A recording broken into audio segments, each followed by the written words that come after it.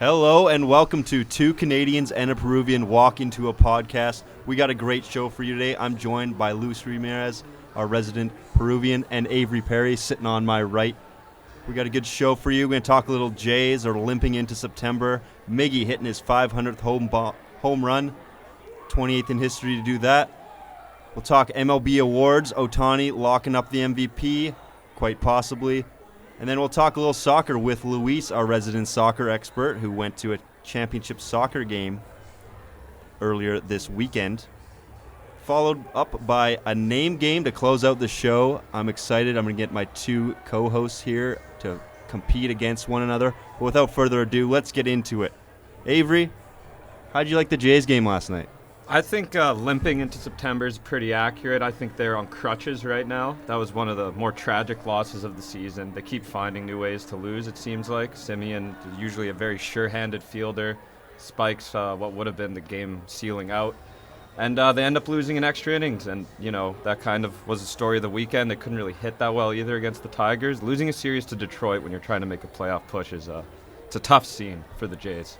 Yeah, they're really shoveling themselves back down in the division. With 40 games remaining in the year, they're 11 and a half back of the division-leading Tampa Bay Rays. 4.5 back of the wild card with Seattle, Boston, Oakland on top of them. Some tough teams to get through there. And their last 10 haven't done so well. 3-7. Luis, you got a theory on what's going wrong. Yeah, first of all, hi guys. And yes, for sure I do. It's just... there's no George Springer. No, every time he's not playing for the Blue Jays, they seem to lost track of everything that they were doing right. I would agree. He's a winner. He was a winner in Houston. Brett maybe has cheater. Brett maybe has a little. You guys know how to feel about that, though. Yeah, we know. Yeah, how we know exactly about that. But he brings a great bat to the lineup. He was so hot coming back in, especially when they get in their homestand. He loves playing at the Rogers Center. He rakes there consistently. So him out of the lineup, it's definitely a big blow to him. And you're trying to see some guys like Grichuk and Vlad pick up the slack, but they're getting a little cold. So it's just all around not well. And then the bullpen, as it has been all year, it's very inconsistent. So they're just not looking like a great ball club right now. Hey, don't get me wrong. I got my differences with George Springer. Guy's a great ball player. You can't argue that. Yeah. Roving the center field. His bat's he has the most leadoff home runs in history. Dude rakes, and he clearly likes the Rogers Center. He's missed a pretty important number of games so far, and I'm starting to wonder if the amount of money that the Blue Jays paid for him is going to pay off by the end of the season or not. Yeah, that's true. We already mentioned Troy Tulowitzki a couple days ago. Let's not try and speak that. Let's not get back into that. So, other news. Against the Blue Jays last night, Miguel Cabrera, two-time MVP, Triple Crown winner, hit his 500th home run, becoming the 28th major leaguer in history. That's a long history, too. Who accomplished the feat. It was a bomb, too. Yeah, I mean, it was definitely cool to see history like that. And luckily for him, the Rogers Center has a little gap between the wall and the seats, so it got hit right into his bullpen pretty much, and he got the ball back. Can imagine it'd be kind of tough hitting a home run if some fans trying to extort you for it. Maybe hey, you got to give me some tickets, you got to give me a signed jersey, but he got the ball right back, and he's a great guy, always joking and laughing around on the field. And he's one of the funniest guys in the league, according to many. You see all the champagne in the locker room after the game. Yeah, he's trying to fight guys, and it's hilarious. He was chopping it up with Vladdy, who people earlier this season were saying maybe he could win the Triple Crown, and of course Cabrera's the first guy since Yastrzemski in '67 to do it. So yeah, some rarefied air. 500 home runs, rarefied air, as you said. Who's next? So Trout's got 310. There's guys that are closer, but Nelly Cruz is it's in the 400s, but he's 40 years old. Robinson Cano is getting up there, but he's also up there in age as well, and he's laid off the roids the last couple of years, so he's not doing so well. But I like Jose Abreu to accomplish this feat one day. If I was to bet on it, he's got the age, he clearly mashes, and he's getting up there in home runs. I really like Jose Abreu. He's been playing unbelievably as of late. Maybe he's only at 223 right now, so not even half. 500 is a lot of home runs. It's a lot of dingers. You got to be a freak. Where's Big Al when you need him? Exactly. Big Al. Maybe, he'll be there sometime in the next 40 years. Little Big League Al. World. That's a good pick. Is Can he we playing this year in the Little League World Series? I don't know. He's probably 15 or 16 by now. I'm sure he's still ripping dingers. Yeah, of course. I wonder if Vegas could give us those odds. Oh, yeah, just a futures play on Big Al to win Big the Al? Triple Crown one year. We'll look into it. Yeah, we definitely will. I think Mike Trout's probably the most sensible play because he's still only 29 years old, and he's just so good. And you can see him as a guy where longevity is not going to be a problem for him. He's just going to continue to play at an elite level. One of the best ball players ever, and I could see him maybe not being the next guy to do it, but he's definitely going to get there in his career. He needs 190 more home runs, and That doesn't seem like a lot for Mike Trout, That right? seems like No. maybe 4 or 5 seasons of healthy Mike Trout. Yeah. You know who else is really good and plays with Mike Trout? Mr. Otani. Mr. Otani. Tani-san. Yeah, so he's got the AL MVP locked up, right? There's no one that can... Vladdy, he'd have to be, like, all-time great to catch him by now. I think he's got it locked up. Right now, I'm looking at his odds. He's minus 3,000 to win, and that seems like a pretty sure thing, barring some injury combined with Vlad Jr. hitting 15 home runs in September. I think he's got it wrapped up. I mean, last week, that performance where he had 8 innings pitched, 8 strikeouts, no walks. 430-foot absolute dong. Like, oh, my God. For his I don't know 40th how of the this year. guy- Yeah, league for his leader. 40th year, that's... So, yeah, I think he's got it wrapped up. He's one of the biggest freak of natures I've ever seen, and he can steal bases. And he's just flying around there, just putting on a show every single night. At this point, is there anything he can't do? So, moving from that to the NL side, there's no one wants to take it. I think they maybe should just give them both to Otani. Call him the MVP.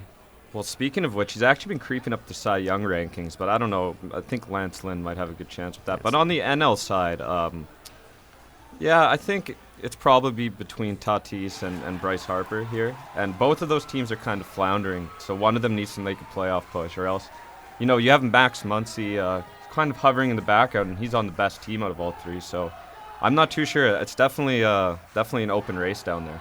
Yeah, for sure. We'll see who takes it. It's going to be a race to the end. 1 month left. Most teams got around 40 games remaining. I'm excited. I'm excited for September. I'm excited for October. It's going to be great to have some October baseball back with fans in the field, too. Yeah. It's a bit weird last year having big, important home runs when no one's there to watch them. Yeah. The playoff baseball atmosphere is always electric. For sure. Moving from baseball to something I know Luis wants to talk about. You attended a Canadian Championship soccer game this weekend.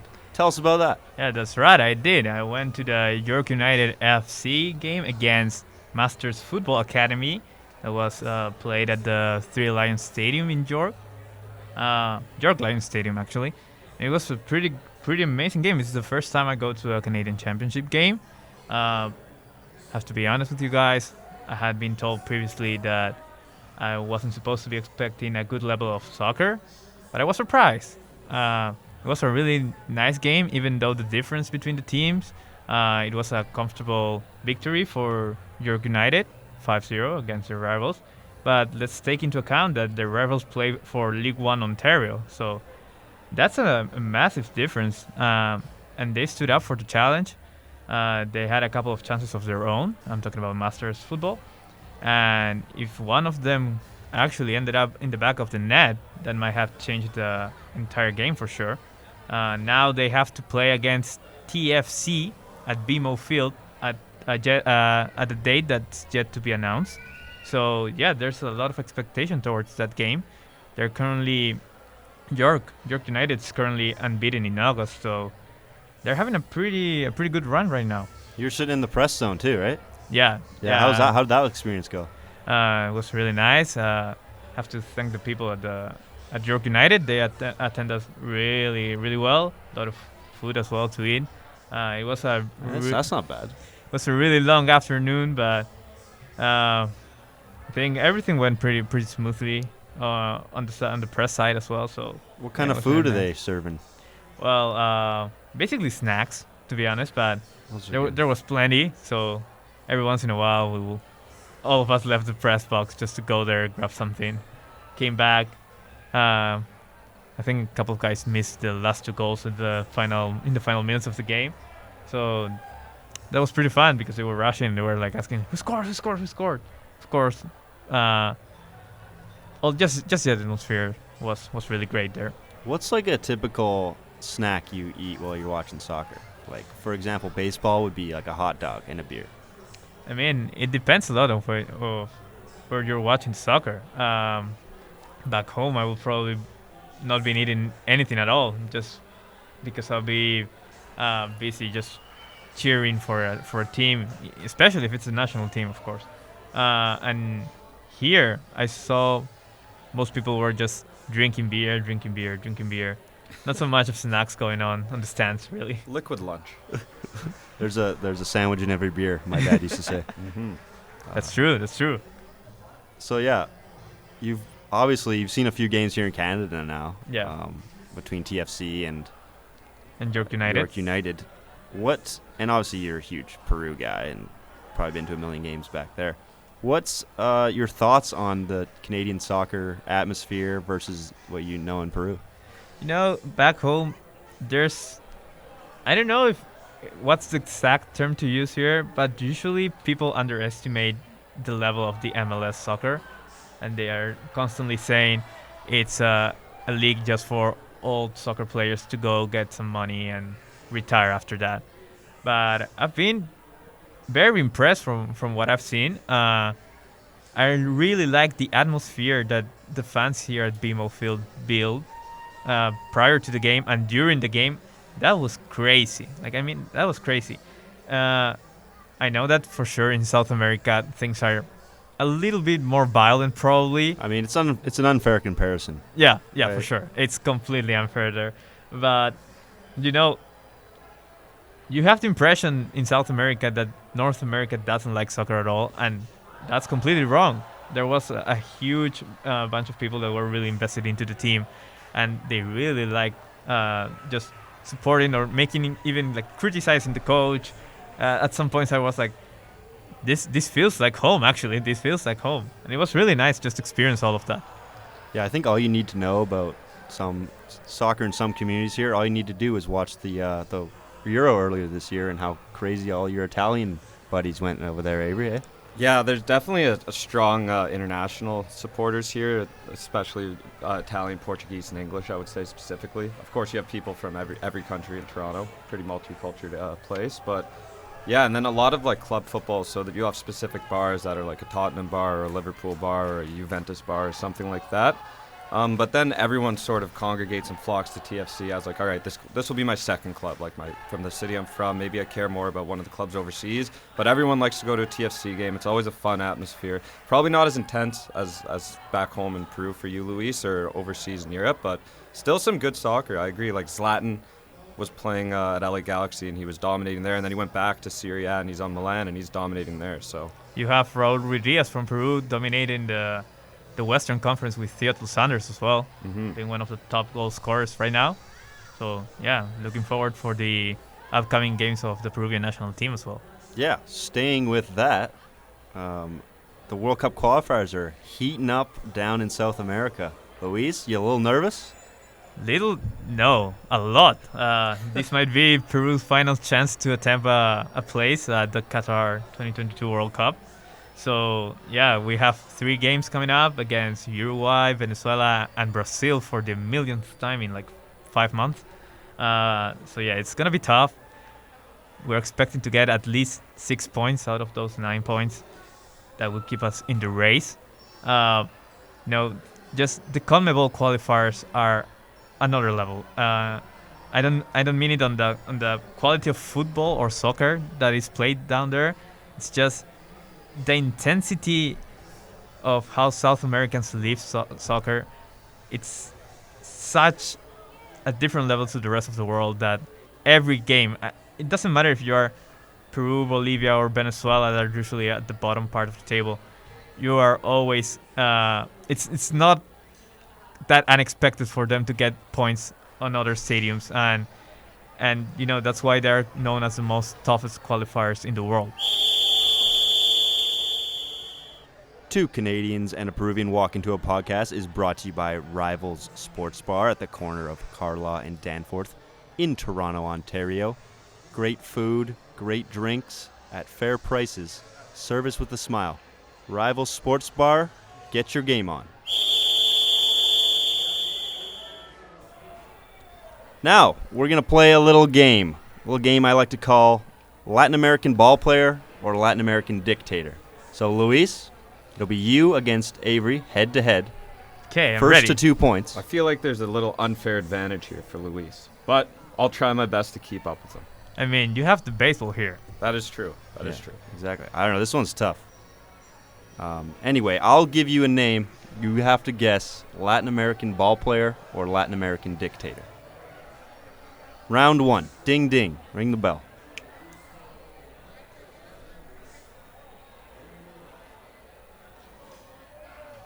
Daniel Ortega. I feel like he played on the Red Sox, but I'm going to go with baseball player. I'm gonna go with baseball player too. You both are wrong. He's been the quote-unquote dictator of Nicaragua since 2006. 0 for 1. 0 for 1 for both of you. All right. Round 2. Orlando Cepeda. Baseball player. I'll go baseball player again. 1 point each. Where do you play? He's a Hall of Famer. I believe he played with the... It's a good question. I didn't write it down here. All right, this is a quiz for us, not for you. Yeah. Yeah. I just got the names. Ooh, 11-time All-Star. Yeah, Played from I know he's 1958 really to good. 1974. A little before our time. Was he the Pirates? He played on a bunch of teams: Boston, Kansas City, Oakland, Atlanta, St. Louis, and San Fran. So not the Pirates. None of which were the Pirates. Yeah, none of which are the Pirates. All right. Winner take all this one. Unless there's a tie, then we'll do it again. What do we got here? Ooh, I got to find a tough one for you guys. Or else it's not going to... Okay, yeah.